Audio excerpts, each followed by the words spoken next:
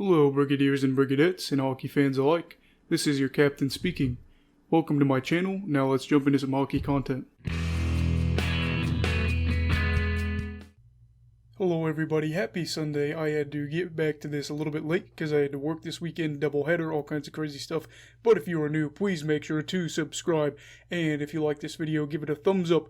And today we're talking about something so controversial, I'm pretty sure if this goes where it gets viral, people say some crazy things. But we're going to be talking about Marc-Andre Fleury and whether or not he's overrated. I know, this is going to get into some pretty heated talks, I think, in the comments if this gets big. So, Marc-Andre Fleury currently sits 4th all-time for wins for goalies and is only 5 wins away from passing Roberto Luongo for 3rd all-time. Backed by this and a very good rebound season for him in Vegas, this talk grows more and more about Marc-Andre Fleury's Hall of Fame case. This is some things that we'll point out here that are, backing up his Hall of Fame case. He has the wins, which is the most obvious, but also he is 15th all-time in shutouts, so that's a good thing. However, there definitely are critics of Fleury, and they'll use some of his stats against him, as out of goalies that have a minimum of 100 games played, he sits 64th all-time for goals against average. That piled on with the fact that he's never won a Vezina trophy and has struggled for some seasons, and in the playoffs have people saying that Fleury is in fact one of the most overrated goalies. But is it true? We're going to talk about it. So let's take a deep dive in his career. And this could end up being one of the longest videos I ever do that isn't a podcast. So grab your popcorn, grab your drink, pause it, whatever you got to do. We're going to go deep in this analysis and we're going to enjoy it. One stat we can use to judge his career so far is goals saved above average. And basically that just means that if you have a positive goal saved above average, you are better than what an average goalie would be in that situation. So, out of his 17 years in the league, he has had 11 seasons with a positive goal save above average. That's good, but you also have to think that there are 6 seasons in his career that he's had a negative goal saved against average. I will say, 2 of those came in the first 2 years in the league for him, and those years were not kind of the Penguins. We can't really use advanced stats for that because it really didn't come into play until about the 2007-8 season. But we're going to point out some things that probably didn't help Fleury in those 2 years. The first year for the Fleury Penguins, the team were last in the league and had the hardest strength of schedule in the league. So that's obviously difficult for a team that's good, let alone for a team that's bad. And they also gave up the 2nd most shots against in that time, while being on the PK the 8th most time in the league that season. So that year is probably forgivable. That whole team was garbage. Now the second year with Pittsburgh, the Penguins were the 2nd worst in the league, ahead of only St. Louis by 1 point. I think St. Louis had 57 points that year, and then Pittsburgh had 58. And, they were on the PK, the 3rd most in the league that year, and they allowed the 4th most shots against in the league that season. So if we exclude those 2 seasons, then really 4 out of his 15 career years would be negative goals saved against average. That's not so bad. Let's take his stats and look at them like this. If we take out those 2 years, he'd have his record would be .468, .235, and .74. He'd have a very good 2.49 goals against average and an alright goodish .914 save percentage, but 64 shutouts. That's huge. Those stats all look pretty good except for the save percentage, and while it's not bad, it's definitely not stunning like guys you would see that win a Vezina trophy that have a .920 save percentage or a .930 save percentage, where it's really wow. About that .910 mark, .915, I think a lot of people viewed as average, but that again, we are excluding those 2 really bad years for him and the team. Which brings up something else we could use to degrade Fleury's career, and again, I'm just talking here, I'm going to give you my take at the end. Marc-Andre Fleury has never won a Vezina. In fact, he's only got 2 seasons where he's finished top 5 in voting for the award. This comes down to the fact that Fleury really doesn't have one season in his career that's, wow, that's a Vezina season. He doesn't have that in his resume, I guess you could say. And a lot of those guys that win a Vezina, they'll have great seasons, but you have one season where you look at it and say, wow, this is the guy. This is the #1 goalie in the league right now. And there's a variety of factors of that, but it is true that, at points in his career, Fleury's best season probably came in his first year with Vegas, where he played 46 games. He posted these stats: a 29-13-4 record, very good, 2.24 goals against average, a 927 save percentage, very much like a Vezina level save percentage with 4 shutouts. The only problem is he only played 46 games. So when Sergei Bobrovsky managed to grab that, likely due to his stellar play that was similar that season in 65 games played, it was more justifiable because he had a heavier workload. So Fleury has been a good goalie, and he's had some bad defensive teams. But more specifically, have they always been bad, especially in Pittsburgh? Let's talk about it. We're going to use advanced stats during this, and you're probably going to see something covering up my face for parts of this. And we're going to be looking at teams from 2007 to 8 to present day. So we're going to go through his time in Pittsburgh and Vegas and break down defensively what these teams are like and provide you a little bit of insight about what their offense was like as well. So the 2007-8 season was a year where Pittsburgh wasn't dominant defensively. They gave up the 7th most shots against in the league, but they were average-ish for scoring chances against and high danger chances against, as they were 13th in the league for most scoring chances against and high danger chances against. The next year really wasn't better, as they allowed the 13th most shots against, but they allowed the 8th most scoring chances against and the 11th most high danger chances against. In the 2009-10 season, they got better defensively, as they allowed the 6th fewest shots against in the league, and they had the 15th, I think they were 15th right around average for scoring chances against, but they allowed the 13th least high danger chances against. Then, this is like a dominant year for Pittsburgh. The 2010-11 Penguins probably should have won a cup.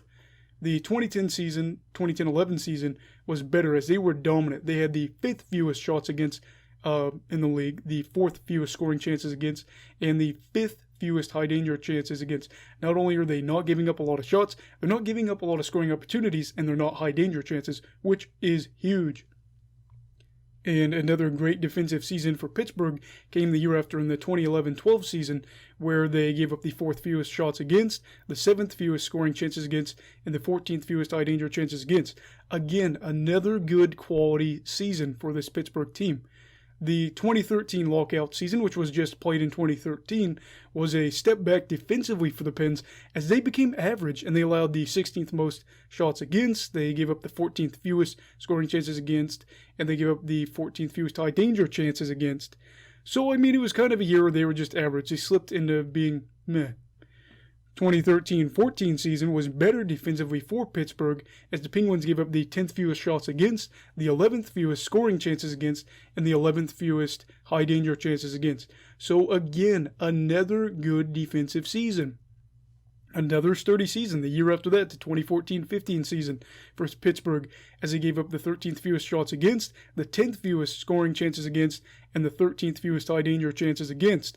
Again, another solid season. You can see a trend. Now let's take a look at Fleury's last 2 years with Pittsburgh. And guess what? The second last season with Pittsburgh was another good season. They allowed the 15th fewest shots against, so their average there. But they allowed the 8th fewest scoring chances against and the 10th fewest high danger chances against. Yes, they were giving up about an average amount of shots, but again, not a lot of scoring chances, not a lot of high danger chances. That's what you want to see for your team.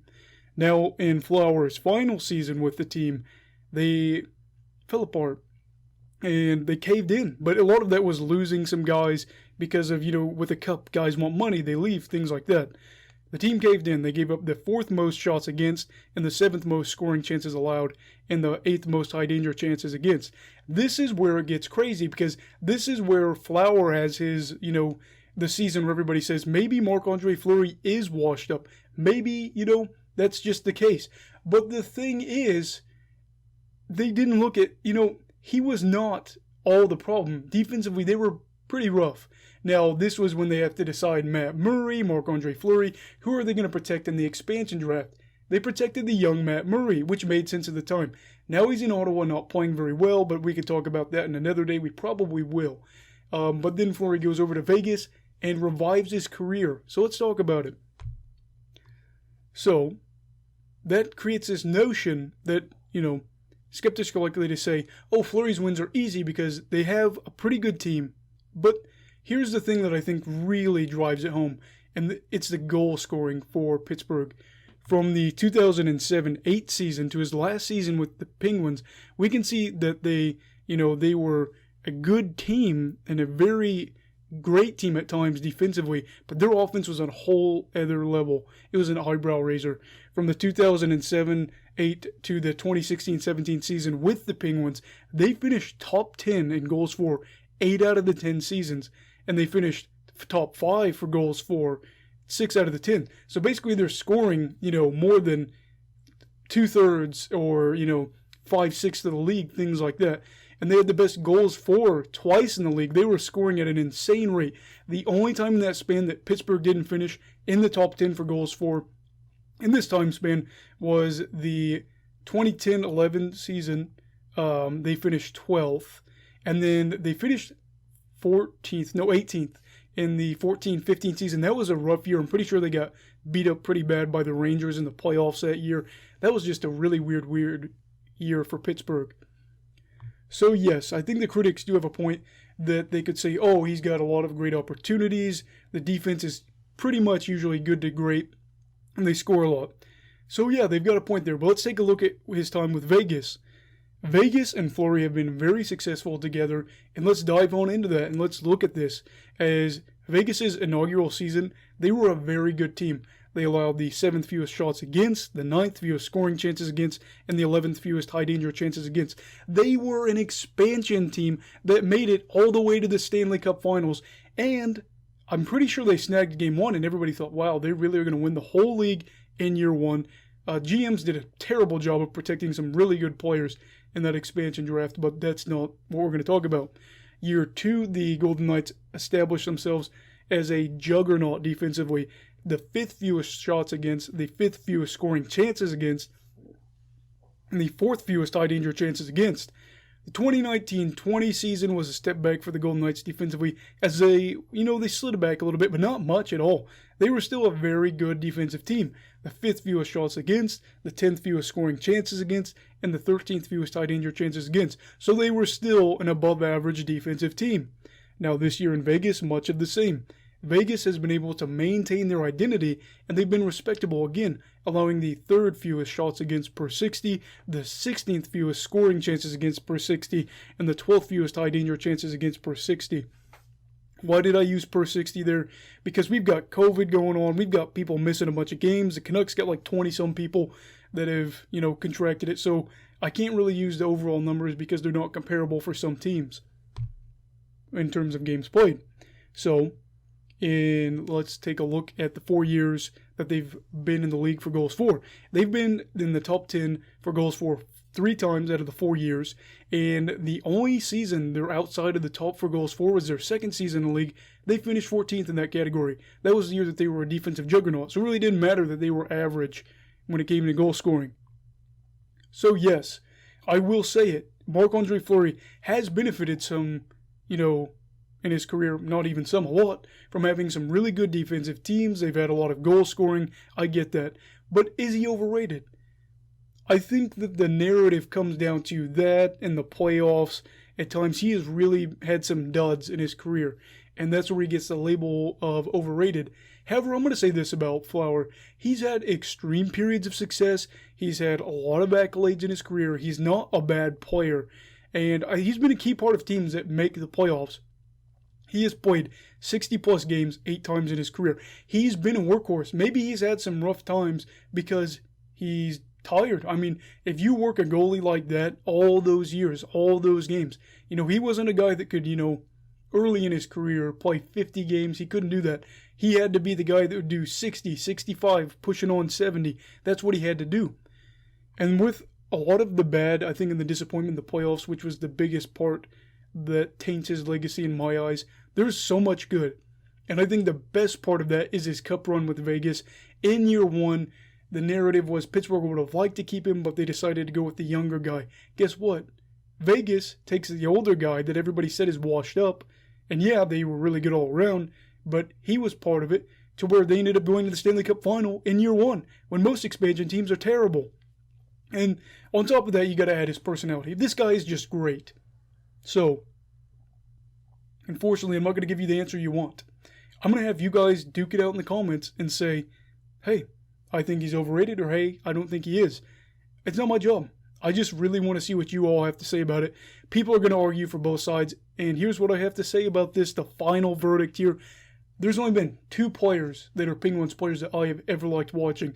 I hate the Penguins. I hate the franchise. My least favorite sports franchise out of all the sports I like. And Fleury's been one of the 2. And I may not have liked the Penguins, but even when they were winning championships, I was like, well, at least Fleury got something. I could see the positive. Actually, I like 3 Penguins players. We'll talk about that in a video one day. And I think that he's probably got a pretty good chance of making the Hall of Fame because he's got the wins, the shutouts. He's closing in a lot of these things. And yes, there's been some duds, but there's also been a lot of good moments over the year. And his personality's great. That's the thing. He smiles. He is very responsible. He's quiet to the media when it comes to controversy. There's so many things that make him a great goalie. And, maybe he isn't maybe he isn't somebody that was ever a #1 goalie in a season, but he has had some great moments. So that's going to wrap it up for today's video on whether or not Marc-Andre Fleury is the most overrated goalie of all time. I'm sorry I didn't give you the answer you wanted, and I know it probably has to be frustrating, but if you like this video, please make sure to give it a thumbs up, and then make sure to subscribe if you have not. I hope this video gets a lot of views. If not, every view I get, I appreciate so much. Everybody, thank you for your time. Stay safe, have a great day, and stay away from COVID, alright? Goodbye, Brigadiers and Brigadettes, and hockey fans in general. This is your captain signing off. Have a great week.